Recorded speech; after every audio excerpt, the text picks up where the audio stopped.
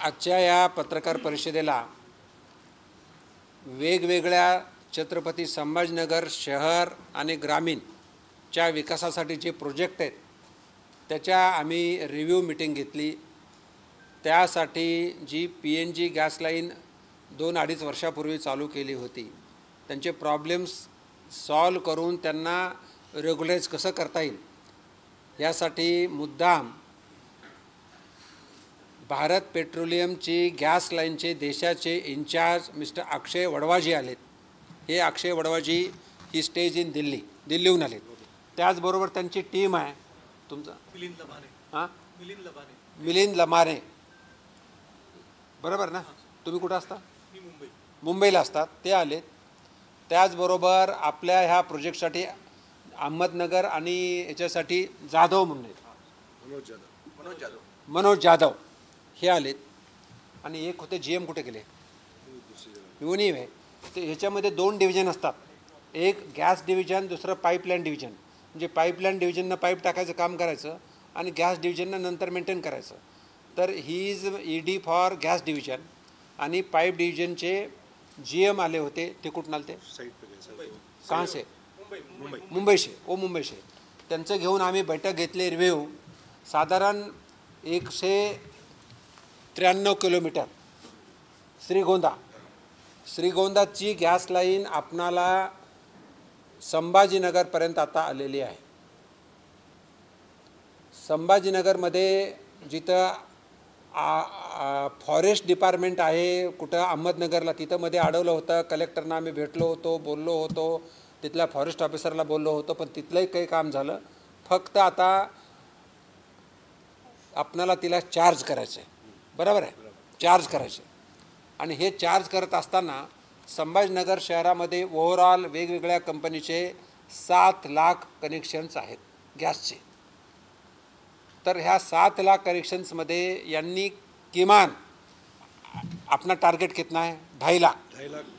2.5 लाख तो कम से कम घर में हमें गैस देना इनका टारगेट है। ह्याच्यामध्ये आपल्या शहरामध्ये 10 झोन आहेत। 10 झोनमध्ये 4 झोनला परमिशन मिळाल्यात, 4 झोनमध्ये काम चालू आहे आणि काहीच आता परमिशनला टाकलं आहे, ते हळूहळू सुरू होते। पण हे करत असताना आजच्या मीटिंगमध्ये आम्ही असं ठरवलं की नुसता हा डोमेस्टिक गॅस म्हणजे घरगुती वापरासाठी नसून हा गॅस इंडस्ट्रीला लागतो। रोजचा जवळजवळ 2000 टनचा गॅस या शहरामध्ये लागत असतो, 2000 टन। ह्याच्यामध्ये बजाजसारखी इंडस्ट्री असेल म्हणजे टँकरचे टँकर त्यांना लागतात, पण हे आल्यानंतर त्यांना टँकर आणावे लागणार नाही। पण हे करत असताना पुढचं एक्सपान्शन बघून आम्ही सेंद्रा MIDC असेल किंवा बिडकीन MIDC असेल ह्याच्यासाठी सुद्धा कसं त्याला करता येईल म्हणून आम्ही रिक्वेस्ट किया इन्होंने मान लिया की मेन रोड म्हणजे पुणे रोडवरून बिडकीनला 30 किलोमीटर जाऊन बिडकीन को लाईन डालेंगे, सेंद्रा MIDC मध्ये लाईन टाकतील, हे यांनी मान्य केलं। आता हे करत असताना वेगवेगळ्या लाईन्स झालेल्या आहेत, त्याच्यामध्ये साधारण वेगवेगळ्या डायमीटरच्या लाईन्स असतात, त्याच्यावरून आपल्याला काही देणेघेणं नाही आहे। म्हणजे पण 90, 60, 30, 15 असे वेगवेगळे डायमीटर आहेत, जसं रिक्वायरमेंट असतं ते करतात। पण गंगापूर शहराला गॅस गंगापूर हां MM 90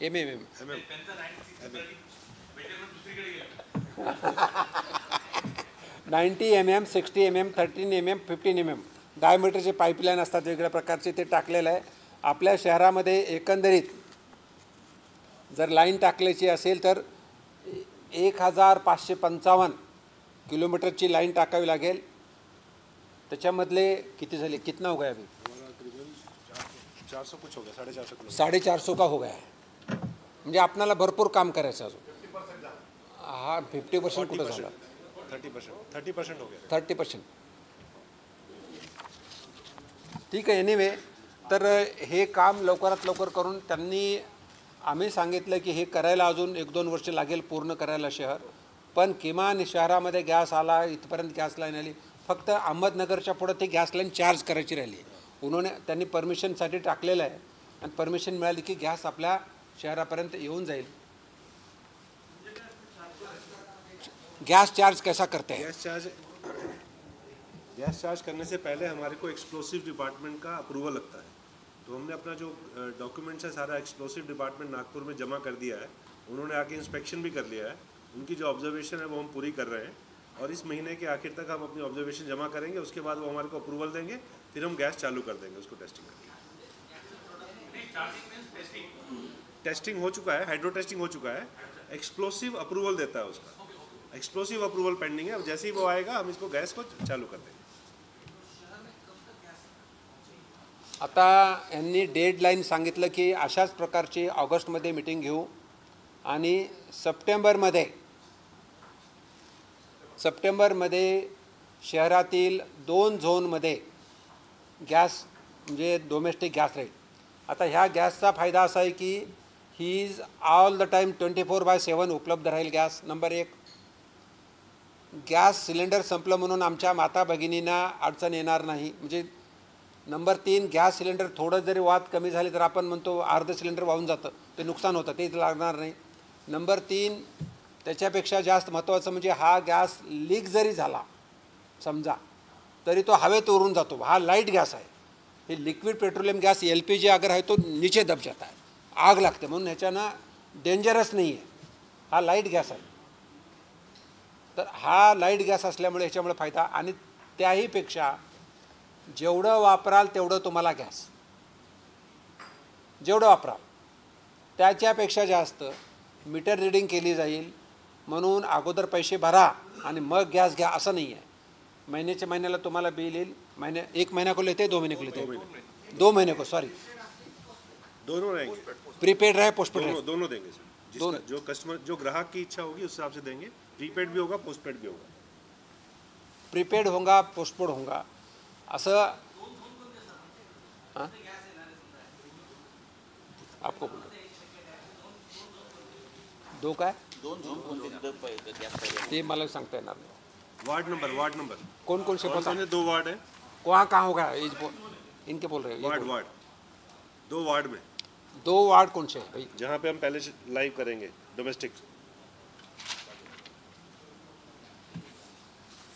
बाकी ठिकाणी आज महानगरपालिकेचे अधिकारी आले होते. त्यांना सांगितलं अप्लाय केलेलं आहे, हे त्याचे चार्जेस वगैरे भारत पेट्रोलियम भरेल आणि ताबडतोब त्यांना पण परमिशन मिळेल.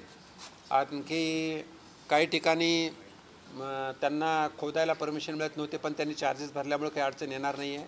और उनके जो कुछ प्रॉब्लेम्स आहे ह्याच्याबरोबर आम्ही वन अधिकारी बोलवले होते. अहमदनगरचे collector, he was virtually present, he was also there. त्यांच्या काही तिथं गॅस चार्जिंगला वगैरे त्रास येऊ देऊ नका म्हणून त्यांना सांगितलेलं आहे. तर एकंदरीत हा गॅसचा आहे आणि सप्टेंबर ते ऑक्टोबरमध्ये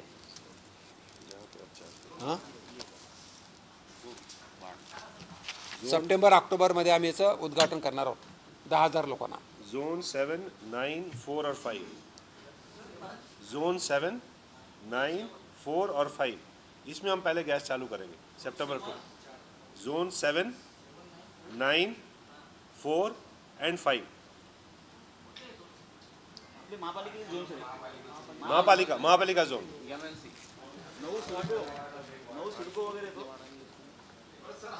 हा एक झाला विषय. विचारा ना. नाही, आम्हाला गॅसबद्दल एवढंच बोलायचं. विषय भरपूर आहेत माझ्याकडे. दुसरा विषय असा आहे की साधारण 1-1.5 महिन्यापूर्वी केंद्र सरकारमध्ये आम्ही माननीय गडकरी साहेब आणि अश्विनी वैष्णवजी यांची बैठक घेतली होती आणि त्यात सांगितलं होतं की अट्रम घाट आम्हाला चालू करून द्यावा. अट्रम घाटात रेल्वेही असावी आणि नॅशनल हायवे पण असावा, म्हणजे ट्रान्सपोर्ट असावा. त्याच्यामध्ये त्यांनी 4 बोगद्याच्या ऐवजी 3च बोगदे करावेत असं सांगितलं होतं आणि त्यांनी DPR करायला सांगितला होता. आता DPR केल्यानंतर त्या ट्रान्सपोर्टमध्ये ग्रेडिंग असते. ग्रेडिंग म्हणजे इन्क्लिनेशन काय असतं ते बघावं लागतं. साधारण ह्यांचा अभ्यास करणारी लोक आली होते. साऊथ सेंट्रल रेल्वेचे काय नाव होतं त्यांचं? मिस्टर संजय झा. सेंट्रल रेल्वेचे अधिकारी मुंबईहून आले होते, काही हैदराबादहून आले होते आणि त्यांनी जे ग्रेडियंट चेंज पाहिला, साधारण 17 किलोमीटरचा बोगदा रेल्वेला लागतो आणि कारण त्याचा इन्ग्रेडियंट म्हणजे 100पेक्षा जास्त त्याला चालत नाही इन्क्लिनेशन, पण ट्रान्सपोर्टला 140पर्यंत चालतं. म्हणून त्यांचा बोगदा फक्त 5.6 किलोमीटरचा असला तरी चालतो. नॅशनल हायवे, येस, हां, 52. नॅशनल हायवे 52 नाही, बरं ठीक आहे, चाल. तर एकंदरीत पाहिलं तर नॅशनल हायवेच्या DPR जर पाहिला तर 2600 कोटी रुपयामध्ये होतो आणि ह्यांचा DPR जो होतो 6000 कोटीमध्ये होतो. आम्ही असं म्हणत होतो की हे एकत्र केल्यानंतर किंमत कमी येईल, पण एकंदरीत त्यांचा प्राथमिक अंदाज आहे की किंमत वाढू शकते. मग किंमत जर वाढू शकत असेल तर एकंदरीतचा आग्रह धरण्यापेक्षा जर सेपरेट जरी करता आलं तरी करावं, पण लवकरात लवकर DPR द्यावा. दोन्हीच आहे. हां, नॅशनल हायवेचा DPR रेडी आहे. नॅशनल हायवेचे महाराष्ट्राचे प्रमुख मिस्टर सिंग हे व्हिडिओ कॉन्फरन्सिंगद्वारे जॉईन झाले होते नागपूरहून. He is incharge of Maharashtra. त्यांचे इथले अधिकारी आले होते आणि इंगोले, आणि रेल्वेचे मात्र गतिशक्तीचे ED त्यांच्या आदेशानुसार चीफ इंजिनियर संजय झा आले होते. त्यांचा DPR तयार होतो आहे. 1 ते 1.5 महिन्यामध्ये हे DPR, दोन्ही DPR म्हणजे कंबाईन केलं तर काय होईल आणि सेपरेट केलं तर काय होईल, हे दोन्हीही एकत्र करून सबमिट करणार आहेत.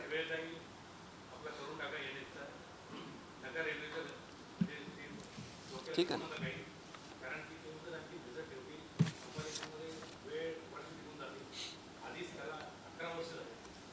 आता मी आहे ना, मी लागलो मग करून घेतो. मी दोन्ही झालं, दोन्ही हो न हो, आपणाला दोन्ही फॅसिलिटीज करायच्या आपणाला. हां,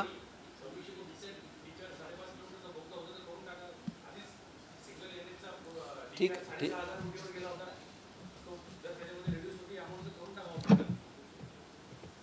सुहास ऐकलं का? विकासचं काम नाही करतोय ना आम्ही, तेच करतोय, पण थोडं आता तर हा ऐकून घ्या. नॅशनल हायवेचा DPR तयार आहे आणि नॅशनल हायवेचा DPR सुरू तर त्याचं काही महिन्यातच काम सुरू होऊ शकतं. विकास म्हणतो ते पण बरोबर आहे, पण हे निर्णय आम्ही घेऊ शकत नाहीत. हा निर्णय केंद्रात घेतला जाईल. जसं त्यांना आदेश आहे वरून, त्यांनी दोन्हीही आम्ही त्याचा फॉलोअप मीटिंग घेतली आणि दोन्हीही DPR तयार केलेले आहे. ते पुढच्या महिन्यात आम्ही दिल्लीमध्ये बैठक घेऊ, त्याच्यावर निर्णय होईल आणि कामाला सुरुवात होईल. हा आजचा दुसरा फॉलोअप. तिसरा, भारतरत्न डॉक्टर बाबासाहेब आंबेडकर यांचं छावणीमध्ये स्मारक व्हावं अशी, तिथं ते येऊन राहत होते, अशी मागणी केलेली आहे. त्यासाठी माननीय मुख्यमंत्री यांना आम्ही भेटलो होतो. माननीय मुख्यमंत्र्यांचं पत्र जिल्हाधिकाऱ्यांना आलं आणि त्यांची एक बैठक झाली. त्या बैठकीमध्ये ज्या बंगल्यामध्ये बाबासाहेब राहत होते तो बंगला नंबर 9 आहे आणि त्याच्या शेजारीच बंगला नंबर 10 आहे. तर हे 9 आणि 10 आम्ही दोन्ही जागा मागितलेल्या आहेत. 10 नंबरची जागा ही कॅन्टॉन्मेंट बोर्डाकडे येते. कॅन्टॉन्मेंट बोर्डाने त्याला परवानगी दिलेली आहे. त्याची परवानगी आमच्या हातात. त्याचा आम्ही प्रोजेक्ट बनवलेला आहे.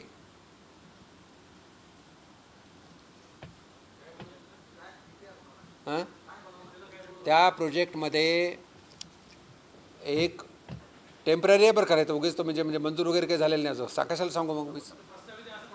हां, प्रस्तावित, हां, प्रस्तावित प्रपोजमध्ये त्याच्यामध्ये एक भारतरत्न डॉक्टर बाबासाहेब आंबेडकरांचा पुतळा, एक ॲम्बिएंट थिएटर, ओपन थिएटर प्रस्तावित, एक त्याच्यामध्ये अभ्यासिका 200 लोक विद्यार्थी बसतील अशी, त्याच्यानंतर एक लायब्ररी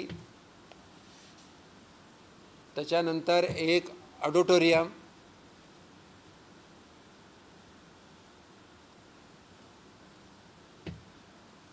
हे प्रस्तावित आहे. याशिवाय आम्ही नागरिकांच्या सूचना घेऊ आणि सूचना त्यात ॲड करू आणि ॲड करून आम्ही तो प्रस्ताव या जिल्ह्यातर्फे राज्य शासन आणि राज्य शासनाकडून केंद्र शासनाकडे घ्यायचं. कारण केंद्र शासनामध्ये मास्टर किरण रिजिजू आले होते. किरण रिजिजूंच्या माध्यमातून आम्ही हा कामाला लागलो आणि ते माननीय मुख्यमंत्र्यांना भेटलो. मुख्यमंत्र्यांनी ताबडतोब खाली सूचना दिल्या, त्यांचं पत्र आलं डिव्हिजनल कमिशनर कलेक्टरला, म्हणून आज बैठक घेतली. चौथी बैठक घेतली आम्ही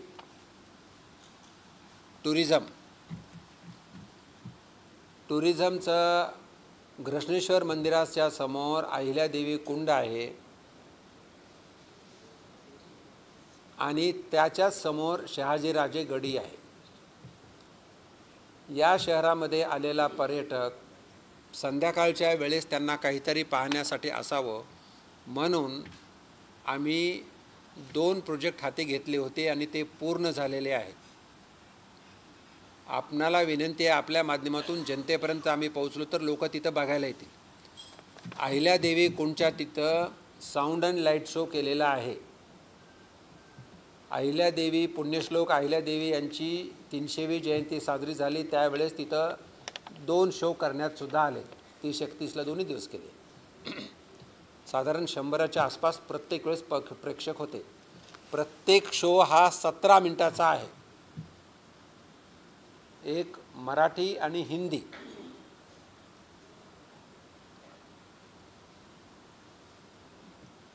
हा आणि याला सर्व परवानग्या मिळवून सर्व काम झालेलं आहे. त्यांचे मिस्टर हे दोघं बेसिल नावाच्या कंपनी आहे जी केंद्राची आहे, त्यांना काम मिळालं होतं, त्यांच्या मार्फतून काम झालेलं आहे. आणि साधारण हे आता व्यवस्थित चालेल याची काळजी ते लोक घेणार आहेत. 3 वर्ष त्यांना मेंटेनन्स बरोबर ना, ऑपरेशन आणि मेंटेनन्सचं काम आहे. पण हे चालवावं कोण म्हणून आम्ही जिल्हाधिकाऱ्यांकडे बसलो होतो. तर त्याच्यात एक आमचे औरंगाबाद फर्स्टचे हेमंतजी लांडगे आले. त्यांना आम्ही म्हणतोय तुम्ही जबाबदारी घ्या किंवा कोणाला काय करायचं ते करा. औरंगाबाद फर्स्टतर्फे ते आले. हां, छत्रपती संभाजीनगर फर्स्ट, सॉरी. त्याचबरोबर आता हे प्रायव्हेट ट्रस्टचं असल्यामुळं रवी कॉपी करू नकोस, तू तुझं लिही ना, त्याचं काय बघताय. सुहास तुझ्याकडे बघून लिहू लागला तो. तू काही स्वतः हुशार होणार आहे.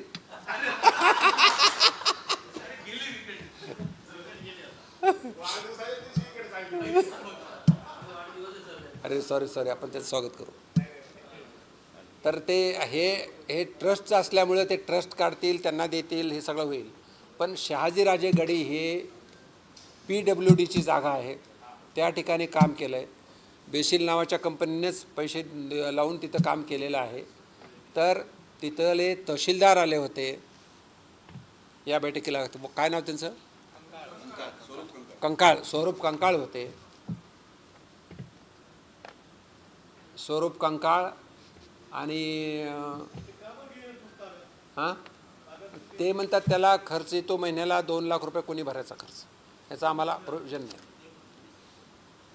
तर त्याच्यामध्ये आता जिल्हाधिकारी ह्याचे अध्यक्ष आहेत, त्यांचे आजोबा वारल्यामुळे ते इथं नव्हते, ॲडिशनल कलेक्टर होते. म्हणून त्याच्यावरती एक निर्णय झाला की जिल्हाधिकारी आल्यानंतर जिल्हाधिकारी आणि ते ट्रस्टी सगळे ठरवतील आणि त्याचं टेंडर काढलं जाईल. जर ते नियमात असेल तर मला माहीत नाही काय ते टेंडर काढून ते कुणाला तर चालवायला दिलं जाईल. हां, लाईट बिल तर येईलच ना त्याला.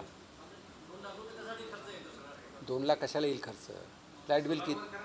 हां, ते काही असो, गोळाबेरीज काय जे असेल ते असेल, पण ते जिल्हाधिकारी निर्णय घेतील, त्याच्यावर आम्ही काही निर्णय घेतलेला नाही. पण हे सगळे बाकीचे हे 4-5 गोष्टीसाठी आज हे होतं. आता मी जे भारतरत्न डॉक्टर बाबासाहेब आंबेडकरकडे आम्ही अर्ज त्यांच्या प्रचारासाठी आम्ही अर्ज दिला होता स्मारकासाठी, ते छावणी बोर्डनी त्याला मंजुरी दिलेली आहे. बरोबर ना. म्हणून हे प्रशांत तारके उपाध्यक्ष तिथल्या CEO मॅडम ह्या ऑनलाईन आज बैठकीला उपस्थित होत्या. आणि बंगला नंबर 9 2 जागा आहेत, लक्षात घ्या. बंगला नंबर 10 ही जागा जी आहे छावणीची आहे, ती आपल्याला मिळाली. आणि बंगला नंबर 9 जी जागा आहे तर हां काय ओल्ड ग्रँट म्हणून मला माहीत नाही काय टर्म ती, पण डिफेन्सची जागा आहे. तर तेवढ्या प्रकारचं इन्फ्रास्ट्रक्चर किंवा तेवढ्या प्रकारची जागा डिफेन्सला द्यावी लागते तरच ती मिळते, असं त्या मॅडमनी सांगितलं आम्हाला, ज्या ऑनलाईन होत्या. तर त्याच्यावरती आम्ही प्रस्ताव त्यांच्याकडे पाठवतो आहे काय करावं लागेल ते. आणि त्यांनी ते काय त्या जागा नाही होणार सिव्हिल एरिया तू बोल ना मग काय. तर एकंदरीत हे असं म्हणजे तो विषय पण आम्ही आज कलेक्टरना अर्ज देऊन पाठवतो आहे, वर अर्ज. पण एक जागा आम्हाला 2.5 एकर 3 एकर आहे, 2.5 एकर 1 हेक्टर जागा मिळाली. त्याच्यावरती हे आम्ही प्रस्तावित हे केलेलं आहे. याच्यावरून काही जनतेच्या काही सूचना येतील त्याच्यात आम्ही ॲड करू. आम्ही सगळ्या नेत्यांना इथं भेटणार आहोत आणि त्या माध्यमातून आम्ही काम करणार आहोत. आता याच्यामध्ये तारगे आहेत, हे 2 कार्यकर्ते तुम्हाला माहीतच आहेत. हे रेल्वेचे आमचे पदाधिकारी आहेत. आणि हेमंत हे सांगणं नाव तसं अनंत बोरकर ओळखतात का?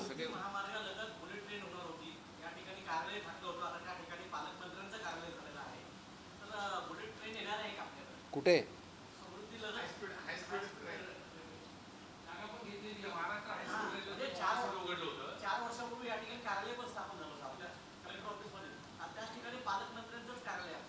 बुलेट ट्रेनचं कुठं कार्यालय चालतं? हायस्पीड ट्रेन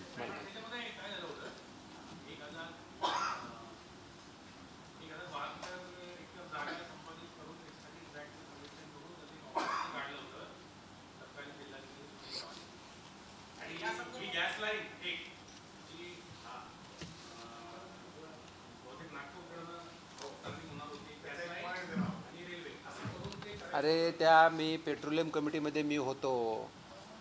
आता इथं 2 कंपन्या, जी गेल नावाची कंपनी देशाची सर्वात मोठी आहे BPCL यांचं जे आहे यांच्यात गॅस पण आहे आणि पेट्रोल पण आहे. तर त्यामध्ये आत्ता मेन काम जे आहे कुठलं मुंबई टू नागपूर हे गेलला काम मिळालं. त्याच्यावर आपण तिथे एक वॉल ठेवणारच आहोत. पण अजून तेच काम संपवायला आपणाला अजून 2 वर्ष लागेल, 2 साल लगेगा, 3 साल लगेगा. आणि नंतर आपलं कधी येणार? मग जे अवेलेबल आहे ते द्या. त्यावेळेस अरुण सिंगजी, बराबर है, अरुण सिंगजी हमारे चेयरमैन थे भारत पेट्रोलियम के, और मैं मेंबर था. मी मीटिंगमध्ये म्हणालो जे असेल ते द्या आम्हाला. मग ते म्हणले श्रीगोंदा से मैं देता हूँ. तो हमने श्रीगोंदा से लिया. तो ॲटलिस्ट 25-30% काम झाले. आता अजून ही मेन लाईन ज्यावेळेस चालू होईल त्या चालू झाल्यानंतर ती चार्ज होईल लाईन, तिला 4-5 वर्ष लागेल. तर आज आपलं शहर 5वा-6वा नंबरला आलं आहे. म्हणजे गॅस ताबडतोब मिळतो आताचा.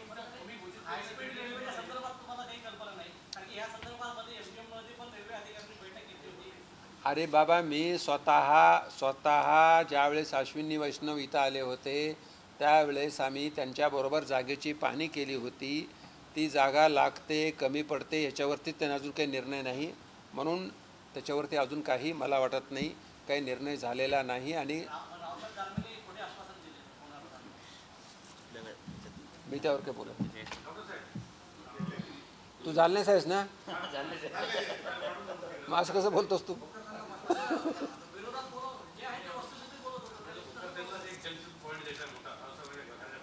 कुठे?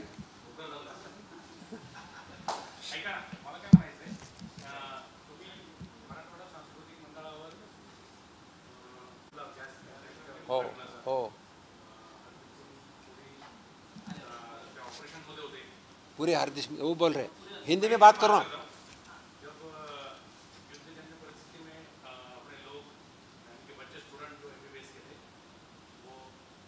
उधर गए थे, यूक्रेन गए थे.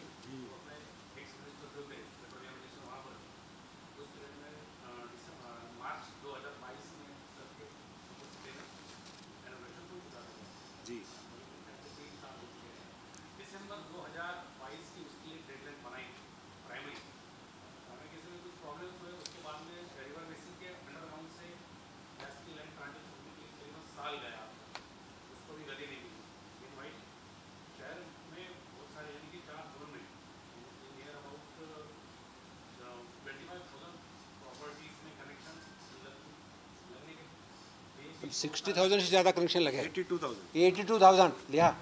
82,000 घरावरती मीटर लागलेत सध्या.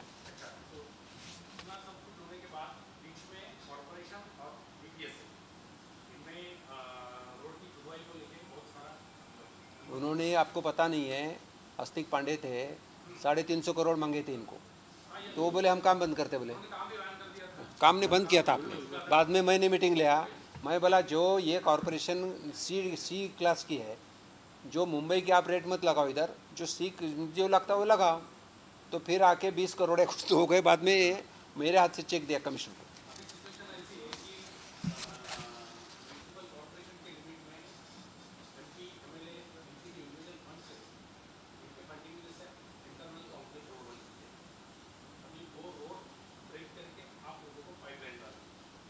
नहीं, उसमें आज हमारी बात हुई थी, रोड हम ब्रेक नहीं करेंगे, हम उसको इसको बोलते हैं HDD, हॉरिजॉन्टल ड्रिलिंग करते हैं. अंडरग्राउंड ही जाएगा पाइप. जैसे आपने बताया ना रिवर के नीचे लेके आके गोदावरी के, वैसे ही जाएगा. क्योंकि जो कंक्रीट स्मार्ट सिटी के अंदर जो कंक्रीटाइजेशन हो जाए उसको हम नहीं खराब कर सकते, मतलब ही नहीं बनता. हम उसको उसमें कॉस्ट हमारा ज़्यादा आएगा, लेकिन HDD ही करेंगे क्योंकि शहर को खराब नहीं कर सकते. आणि विशेष म्हणजे गोदावरी नदीच्या खालून पाईपलाईन टाकलेली. गोदावरी नदीच्या खाली, पात्राच्या खाली 1 मीटर म्हणजे जवळजवळ 3.5 फूट असं खालून टाकली आणि पाईप टाकला त्यांनी. सर 1 जून से उस्मानाबाद रेलवे स्टेशन का नाम बदलकर धाराशिव हो गया. टिकट भी मिलेगी, लेकिन छत्रपति संभाजीनगर में अभी भी और के नाम का कलंक होगा.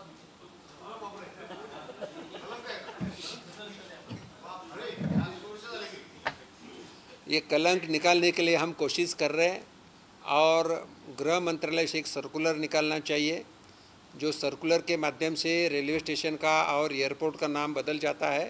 तो उसके लिए मैं कोशिश कर रहा हूँ.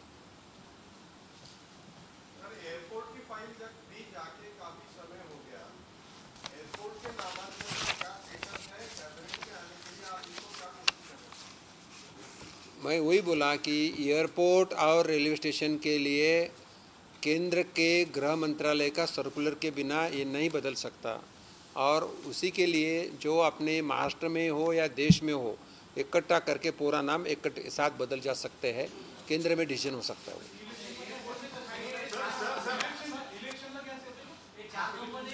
त्याच्या म्हणून तर सप्टेंबर ठेवलं आहे. वो बोलते अक्टूबर करते, मैं बोला सप्टेंबर करो.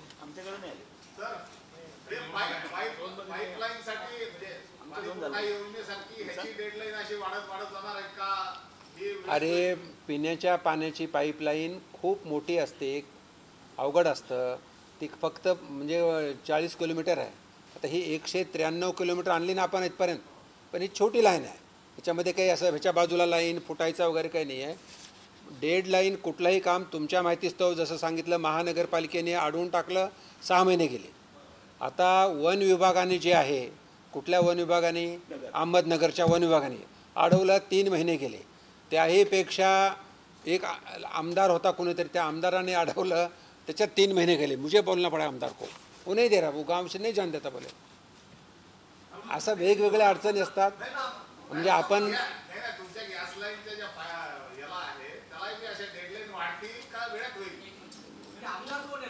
हां नाही मला आपल्या नाही नगर जिल्ह्यातलं डेडलाईन वाढायला आम्ही आता प्रयत्न करतोय की सप्टेंबरमध्ये या शहराला किमान 10,000 फॅमिलीला गॅस मिळाला पाहिजे. आणि तोच अंदाज आहे. असं तो इनको बोला मैं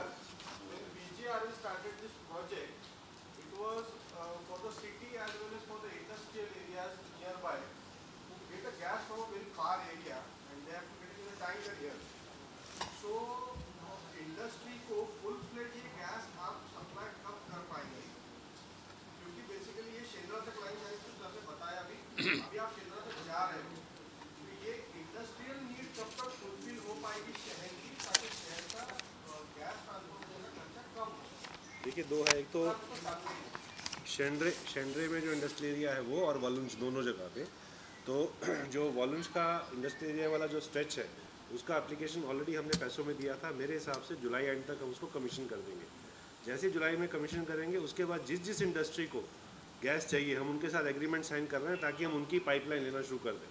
तो इस साल में जिस इंडस्ट्री को गैस चाहिए वालुंज में भी और शेंड्रे में भी इस साल में हम देना शुरू कर दें। और हम ये टाइम जो बिडकिन में बड़े बड़े उद्योग आए हैं इनके तरफ से 30 किलोमीटर बराबर ना, he said immediately I will sanction this 30 kilometre Pune road से बिडकिन तक 30 किलोमीटर गॅस लाईन म्हणजे बिडकिनला पण गॅस येईल, गंगापूरला गॅस येईल, बजाजनगरला गॅस, वाळूजला गॅस, शेंद्र्याला गॅस. मला वाटतं नाही प्रत्येक शहर हे वाटून दिलेलं असतं. आपलं शहर हे BPCLकडे. समजा आता मुंबई आहे तर महानगर गॅसने घेतलेलं आहे. महानगर गॅस ही जॉईंट कंपनी आहे, इंडियन ऑइल और वायसा कुछ तो. सर याचा जे दर जो आहे तो आताच्या सध्याच्या गॅसचा आणि त्याच्यामध्ये काही डिफरन्स आहे, जास्त आहे का कमी आहे? काय म्हणजे नेमकं आता ग्राहक जर महाग झाला गॅस तर घेणार नाही. हा गैस 1/3 कीमती स्वस्थ रहता. इनका पूछना है कितना महंगा रहता है, LPG से महंगा है क्या, ये आप बोलो. देखिए LPG से सस्ता है या महंगा है? प्राइस तो LPG से जो सस्ता रहता है इंडस्ट्री के लिए, लेकिन कुछ जैसे LPG में जो स्कीम चलती है जैसे उज्ज्वला स्कीम जहाँ पे अलग से सब्सिडी दी जाती है उसके साथ तो मैच नहीं कर सकते क्योंकि इसमें सब्सिडी नहीं है, ठीक है. लेकिन अदरवाइज जो नॉर्मल ग्राहक को जो सिलेंडर आता है उससे सस्ता रहता है. सस्ता आहे कितना सस्ता आहे? उससे करीबन 10 से 15% सस्ता रहता है. 15% सस्ता है. 10 से 15% सस्ता रहता है. लेकिन इसमें जो आप ये कॉस्ट की बात है, जो आप बाकी इसकी चीज़ें देखेंगे, सेफ्टी, आप घर में सिलेंडर रखते हो, सिलेंडर जगह भी लेता है, जो गैस सिलेंडर में वापस चली जाती है वो हिसाब लगाओगे तो 20-25% सस्ता हो जाता है. दोनों तरफ से बचत है, फायदा है. फायदा